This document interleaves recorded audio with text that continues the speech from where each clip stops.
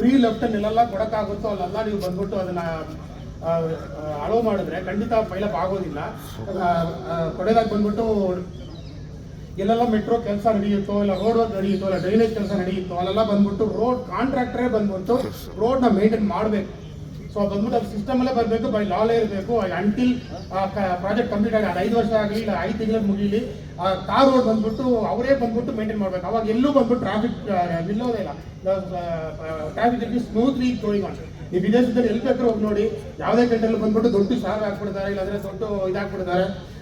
Traffic ಎಲ್ಲೂ ನಿಲ್ಲೋದು ಇಲ್ಲ, ಕೆಲಸ ನಡೆಯೋದು ಗೊತ್ತಾಗೋದಿಲ್ಲ, ಅಷ್ಟೊಂದು ಅಚ್ಚುಕಟ್ಟಾಗಿ ನಡೀತಾರೆ. ಇಲ್ಲಿ ನಮ್ಮ ಇಂಡಿಯಾದಲ್ಲಿ ಬಂದ್ಬಿಟ್ಟು ಕೆಳಗಡೆ ರೋಡ್ ಅಲ್ಲ ಪೊಲ್ಲ ಹೆಂಗೆ ಇದ್ರು ಅವ್ರ ಮೆಟ್ರೋ ಕೆಲಸ ಅಲ್ಲಿ ನಡೀತಾ ಇರುತ್ತೆ, ಇಲ್ಲಿ ಅಗಿಯೋ ಕೆಲಸ ಅವ್ರು ಮಾಡ್ತಾ ಇರ್ತಾರೆ. ಸೊ ಈ ರೋಡ್ನ ಬಂದ್ಬಿಟ್ಟು ಕಾಂಟ್ರಾಕ್ಟರ್ ಮೇಂಟೈನ್ ಮಾಡೋ ಥರ ಮಾಡಿ ಸರ್.